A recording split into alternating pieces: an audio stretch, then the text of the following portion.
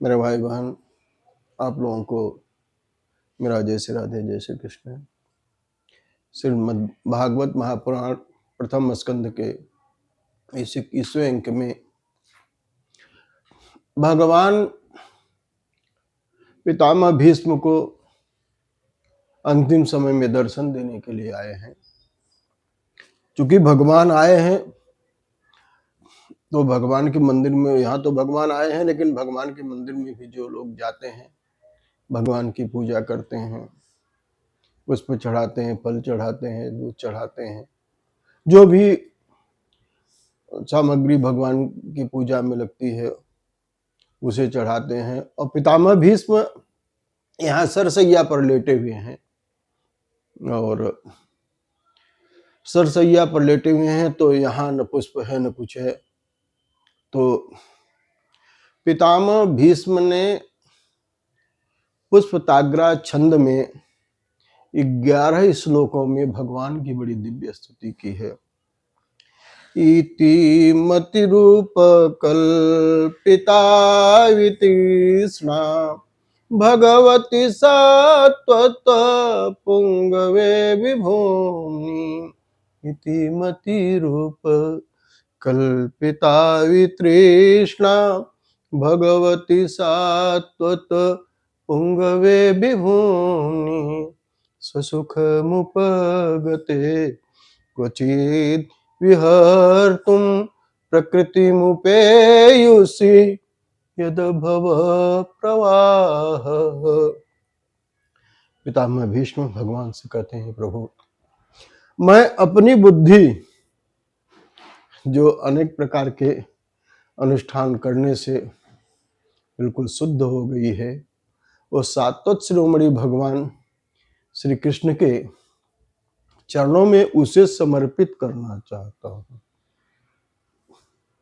और भगवान तो आत्माराम है, आत्मे में ही रमण करने वाले हैं, और उनसे किसी से कुछ लेना देना नहीं। लेकिन कभी विहार करने की इच्छा से, लीला करने की इच्छा से वो प्रकृति के गुणों को स्वीकार कर लेते हैं, इसलिए कि ये संसार का प्रवाह चलता रहे। प्रभु उनसे कहते हैं मेरी बुद्धि शुद्ध हो गई है। जब बुद्धि शुद्ध होगी, मन शुद्ध होगा, तभी उसे भगवान स्वीकार करते हैं। बाबा रामायण में भी लिखते हैं कि निर्मल मन जन सो मोहि पावा, मोहि कपट छल छिद्र न भावा। तो जो भगवान निर्मल मन के व्यक्ति को, जिनका मन निर्मल हो गया है, उन्हें ही भगवान स्वीकार करते हैं। जिनकी बुद्धि निर्मल है, उस निर्मल बुद्धि को भगवान स्वीकार करते हैं। तो पितामह भीष्म कहते हैं मेरी बुद्धि निर्मल हो चुकी प्रभु। और शुरू में इति मति, जैसे आप लोगों ने कभी जब ज्योमेट्री में प्रमेय वगैरह जब सिद्ध करते थे तो अंतिम में आता है कि इति सिद्धम, अंत की बात है, लेकिन इति पहले आया है कि भगवान जो सामने में आए हैं पितामह भीष्म के, तो भगवान से कहते हैं कि मेरा अंतिम समय है प्रभु, इति मति रूप कल्पिता। अब इस अंतिम समय में मैं अपनी निर्मल बुद्धि आपको समर्पित करना चाहता हूं। तो जब बुद्धि निर्मल रहेगी तभी भगवान उसे स्वीकार करते हैं।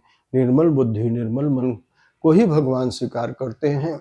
लेकिन निर्मल कैसे हो? जो भगवान के शरण में नहीं आएगा उसकी बुद्धि निर्मल नहीं हो सकती। कबीरा मन निर्मल भया, जैसे गंगा नीर पाछे पाछे हरि फिरे, कहत कबीर कबीर। जब मन निर्मल हो जाता है तो भगवान उसकी सुधि हमेशा लेते हैं। जो भक्त भगवान का भजन करते करते अपनी बुद्धि, अपने मन को निर्मल कर लेता है, किसी में भेदभाव नहीं करता, उसी को भगवान स्वीकार करते हैं। इसलिए यहाँ पर निर्मल बुद्धि, लेकिन निर्मल बुद्धि हो कैसे, मन कैसे निर्मल हो?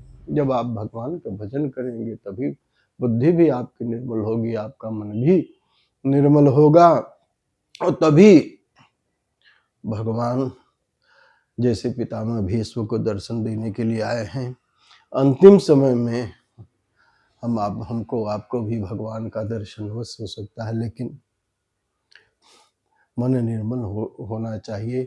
और इसको निर्मल करने के लिए भगवान के नाम रूपी, गुण रूपी, लीला रूपी, धाम रूपी साबुन से ही ये निर्मल हो सकता है।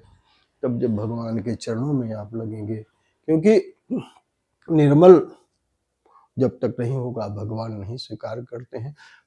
माता मीरा ने भी बड़ा अच्छा एक भाव लिखा है, और उस भाव के बारे में, जब आप इस भाव का अर्थ है, जब आप भगवान के तरफ गति करेंगे तभी आपके मन में निर्मलता आएगी और तभी आपकी बुद्धि निर्मल होगी। कहते हैं कि जो प्रेम गली में आया ही नहीं, प्रियतम का ठिकाना क्या जाने, जो कभी प्रेम किया ही नहीं, ओ प्रेम निभाना क्या जाने, जो प्रेम गली में आया ही नहीं, प्रियतम का ठिकाना क्या जाने, जिसे ने कभी प्रेम किया ही नहीं, वो प्रेम निभाना क्या जाने। वेद पढ़े और भेद करे, मन में नहीं निर्मलता आई, ज्ञान की बात चाहे करे जितनी, ओ ज्ञान बताना क्या जाने, जिसे ने कभी प्रेम किया ही नहीं, ओ प्रेम निभाना क्या जाने, जो प्रेम गली में आए ही नहीं, प्रियतम का ठिकाना क्या जाने, जो प्रेम किया ही नहीं, ओ प्रेम निभाना क्या जाने। दुनिया एक गोरख धंधा है, माया में सब जग अंधा है, जिस अंधे ने प्रभु को देखा ही नहीं, वो रूप बताना क्या जाने, जो प्रेम गली में आए ही नहीं, प्रियतम का ठिकाना क्या जाने, जो कभी प्रेम किया ही नहीं, वो प्रेम निभाना क्या जाने, जिसके दिल में कभी ना दर्द हुआ, ओ प्रीत पराई क्या जाने, जिसे के दिल में कभी ना दर्द हुआ, ओ प्रीति पराई क्या जाने, मीरा है दीवानी मोहन की, मीरा है दीवानी मोहन की, दुनिया ये दीवाना क्या जाने, जिसने कभी प्रेम गली में आया ही नहीं, जो